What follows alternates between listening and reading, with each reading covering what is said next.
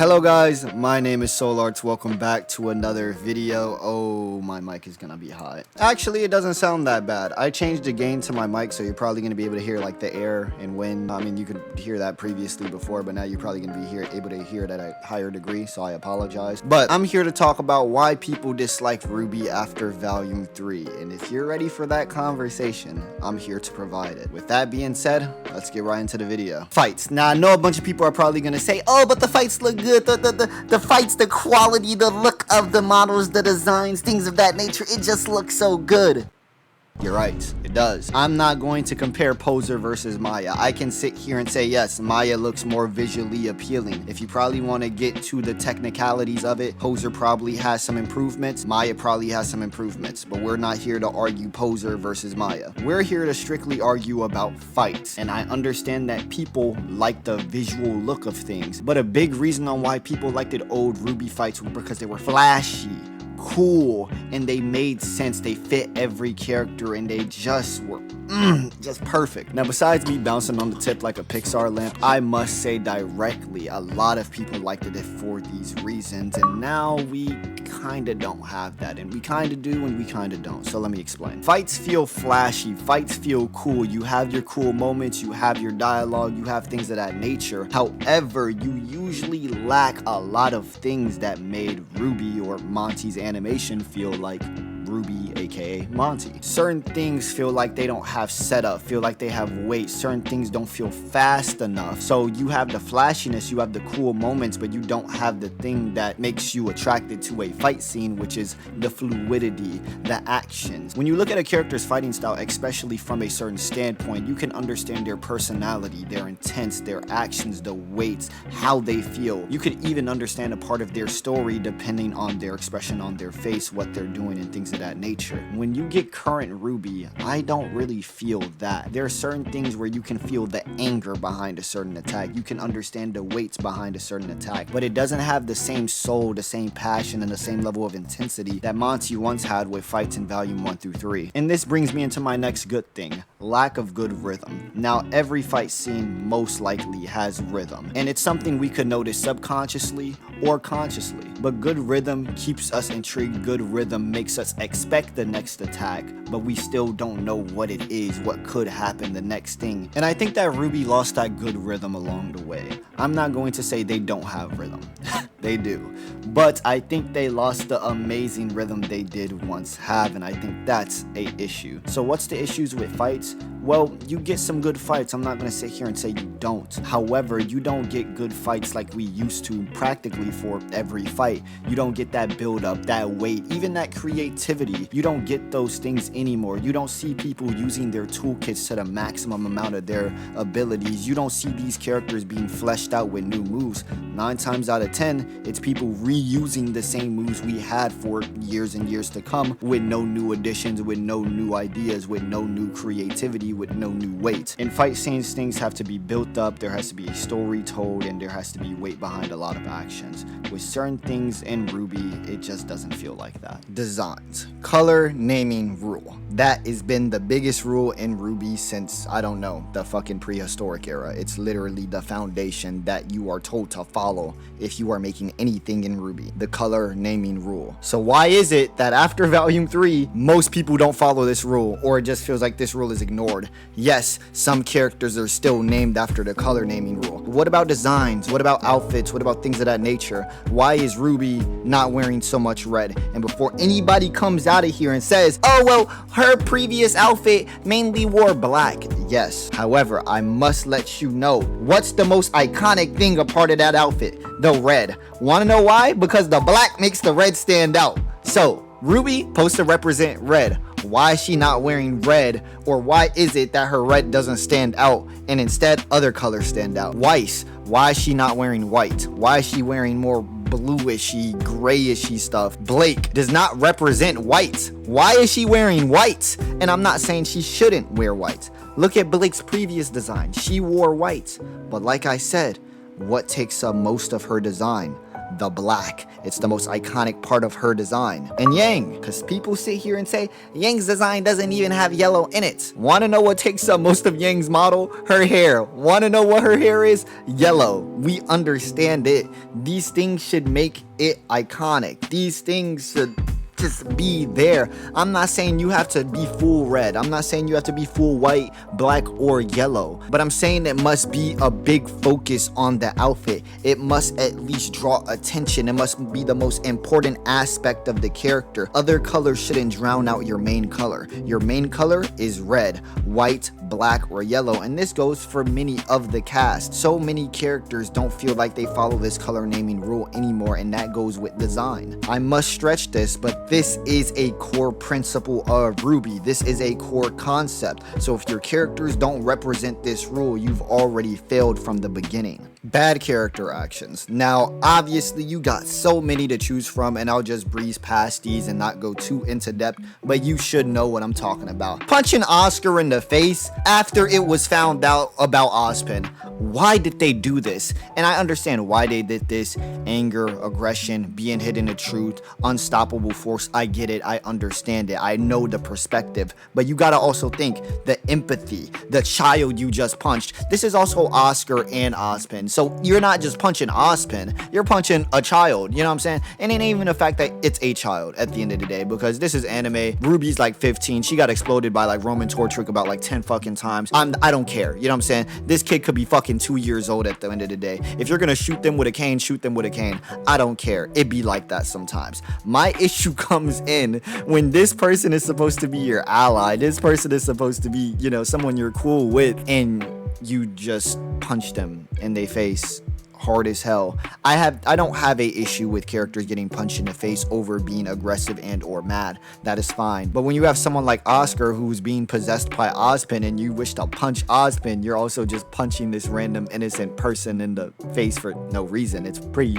you know, it's just dumb as fuck, you know what I'm saying? And you know, even then, just like focusing more on Oscar, leaving him alone with Neo, and I understand it, but I also don't, because why are you leaving Oscar behind when chasing after Neo? Remember, this is your teammate. Care for your teammate. This guy's limping behind y'all, just got his ass beat the fuck up by Neo. Because I want y'all to look at this, right? Look at the squad right now, and let's compare them to Yang. Yang did not touch Neo at all in that fight. You got John. Do you think he's touching Neo? Probably not. You got Ren. Do you think he's touching Neo? Probably not. You got Nora. Do you think she's touching Neo? Probably not. Then you got Oscar with a little bit of Ozpin experience, but not much. Do you think he's touching Neo? I mean, he punched her, but he snuck attack her when she was not paying attention and she thought she was getting away scot-free. So that one kind of don't count. But in a fair fight, knowing that he's coming, do you think he's punching her? No. So with that being said, if all of y'all can't do nothing to her in a one-on-one, why are you giving her the opportunity to pick y'all off if she wanted to pick y'all off? Because let's be real. If Neo wanted to just kill right there for the love of the game, just to do it, she could have. It would have been easy to sneak around, kill Oscar. Would have been easy to manipulate Ren, kill Ren. Would have been easy to manipulate Nora, kill Nora. And what is John gonna do, realistically speaking? I'm not saying John weak as fuck. John's a really competent fighter at this point, but what is he gonna do to Neo? Nothing. If John can't even beat Yang, and Yang didn't even land a hit on Neo, I'm sorry, John. You're cooked. You're cooked. So I just don't get it. Why would you leave Oscar behind when you could give her the chance to do anything else? You know what I'm saying? And you know, since we already were bringing up Yang, we might as well talk about it. Yang and Raven. This is stupid. Yang at this point has been looking for her mother for 18 years. You find your mother pretty easily, by the way. Like, you would think that somebody who has said my life's goal was to find my mother and understand her, talk to her, la-di-da-di-da, you would think it would be very, very hard to find her mother. But her mother is just a popular bandit tribe. It would make more sense if she tried to find her mother, and every time she tried to find her mother, the tribe moved and switched places. But we've never heard of that. So how was it this hard to find your mother for 18 years? What the fuck were you doing for 18 years, Yang? How is it that when you're meeting your mother, you don't wish to understand her or have a deep conversation with her? I understand. My focus is on Ruby. Yes, your focus is on your sister. I understand that. Protect your sister. be with your sister. I get that. However, this is the person you've been building up to for 18 years. You just gonna ignore that to say my sister's a priority? I'm sorry, and maybe this is just me. If I've been looking for the answers for something for 18 years, but one of my family members in trouble and I also wish to help them, I'm gonna sit here and do both. Either I'm gonna spin back around to get some answers for you, I'm gonna get the answers right now and then go directly to my sister. I'm sorry, like, why has this not been explored yet? Why has this not been a thing yet? We've had the tools. We know where Raven is. She's a character that people love. Why haven't we did this yet? And lastly, probably Cinder. I understand a lot of people hate Cinder. I'm not one of those people that just hate Cinder. I don't like her, but I don't hate her. However, Cinder being handed everything. When I watched RWBY back in volume 1 through 3, I thought Cinder was cool. I thought she was smart, cunning. She just had it all over people. Just to find out that Watts orchestrated everything and fed her for her to still lose. I don't get it. So Cinder's just a power-hungry boss with no good skills, probably besides maybe manipulation. And if she can't do the manipulation, she just threatens you by saying, I'm going to kill you because I'm stronger than you. But that's it. Which anybody who's stronger than her can just say, you can't manipulate me. So what is this? Are we just saying Cinder's a bully at this point? Like, is Cinder's basic character trait, I'm a bully. I'm going to go down to the smaller, lower rank lobbies and then manipulate and bully y'all. But when she's outmatched, she's just like, oh, well, I suck. You know what I'm saying? I get it. But that's very dumb. If Cinder's an important character and a big villain, I would want her to at least have some smarts, some cunning, some intellect. So to just say, man, all of her previous achievements were orchestrated by Watts and she still managed to fuck that up, pretty depressing and pretty stupid in my opinion. I'm not going to sit here and say she hasn't had some W's and she hasn't had some good plays and she hasn't did a big thing in Volume 8. She did. But for all the sacrifices it took and for all those things it took, I don't know if you could say it was worth it. Character motivations. Now, before Volume 3, Yang was focused always on her mother, and Blake was always focused on fairness, racism, White Fang, la-di-da-di-da. Want to know what happened after Volume 3 that kind of made these characters bland? Yang stopped caring about her mother or showed interest in her mother, and Blake stopped caring about the White Fang and showing interest in fairness. And I know people are probably going to mention Volume 4, 5, and 6, and I have statements for those. Yes, Yang found her mother. Guess what? Didn't have a conversation with her that was extremely meaningful. Yeah, you roasted the shit out of her and took the relic. Yay, congratulations. You did not have a very good, meaningful talk with your mother to fully understand her as a person, as a character, and multiple other things. Second off, Blake did things for the White Fang, did things for Adam, but that was it. All it felt like she did was kill Adam. Yes, the White Fang also changed, but it also felt like she didn't even want that change to happen. Remember, Blake is leaving to Menadri to get away from everything. When the White Fang are there, she don't even want to do anything. Sun has to convince her to fight for fairness and racism. Sun, remember, Blake is the character that's supposed to be caring about racism. She's supposed, this is her job, and she needs to be convinced to do her job. Yang hasn't had a good conversation with her mother yet, so she doesn't even understand her mother. She was only using Raven as a way to get to Ruby. That's it. That's all Raven's job was. So Yang had very little exploration with her mother. And Blake, after Volume 6, after Adam's death, hasn't done shit for fairness. And these are just two of the main characters. If you want to go into side characters and things of that nature, go ahead.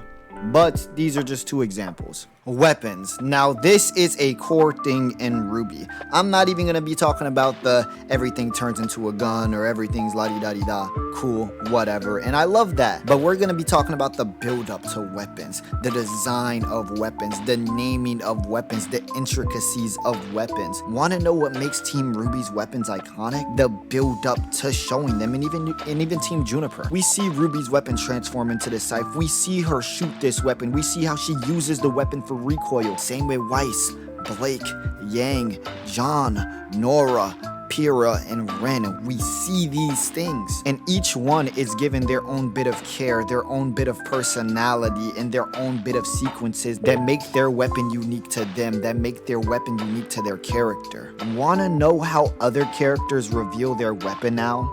this. And maybe I understand it because these characters aren't that important. Maybe that's why. And maybe I get it. These characters aren't that important, so why should you give their weapons a big reveal? But it's still the principle of RWBY. These weapons are cool. These weapons have a new design. Give them a cool reveal as you see it transforming, as you see them hitting it, as you see them using it. Show off these things and make it cool.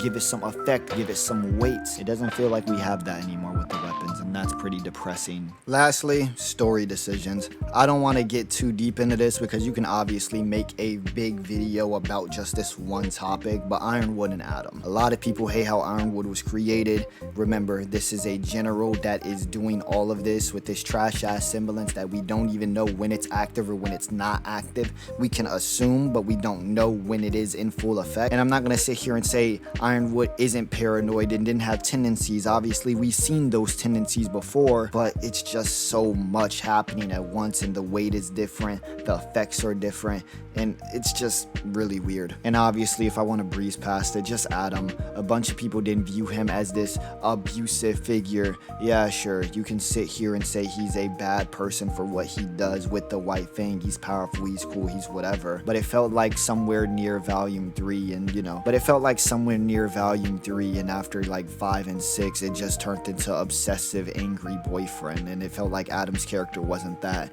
It felt like Adam's character was big, Faunus leader that was prejudiced and racist towards humanity and wanted Faunus to dominate them. But then some way down the line, it just felt like Adam turned into obsessive, clingy boyfriend that was just, oh, pick me, why are you with her? And it's just weird. It just feels like a wrong story decision to give him dialogue like that, or make him express his feelings like that, or even make those his feelings to begin with. He should be angry about the White Fang, about humans, about humanity. If you're going to make him question Blake and Yang's relationship, make him question why she's with a human instead of just saying, why did you pick her over me? It comes off completely different if you give him the statement, why the hell are you with a human, versus why'd you pick her over me, or what does she see in you? You know, I just don't get it. But yeah, these are decisions and character moments that people feel like just ruined RWBY, and this is why people kind of stopped liking RWBY after volume 3, and it's because these changes right here, these are the additions that were made, these are the stories that came, and it just things that people didn't agree with, people didn't resonate with. And obviously change is not a bad thing. I will never sit here and be someone that says change is a bad thing with a series. Things change, characters grow, characters are supposed to be different, I understand that. But these are drastic changes that nobody was ready for. Obviously, when you get a character at the start of the series, you're supposed to know their goal, what their objective is, and obviously they have their own side objectives.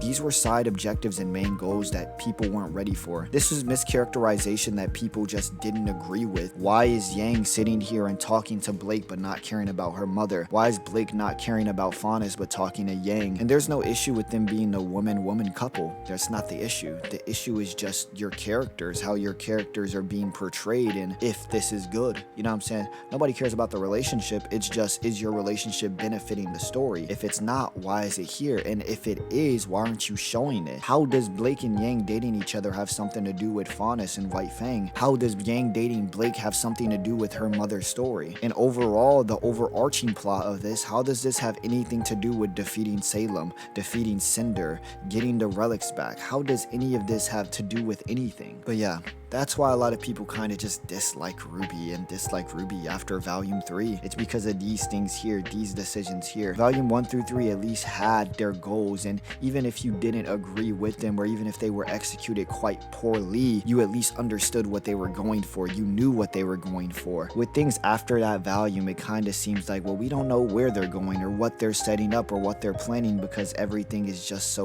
weird, and you now have to live up to volume 1 through 3 of the mindset that has, and if you don't live up to that, it kind of becomes bad, and now you're going off a missed trajectory because you chose to do something different. Anyways, I love you guys. I'll see you guys in the next video. Sorry for such a long outro. Please subscribe if you haven't already, and yeah, peace.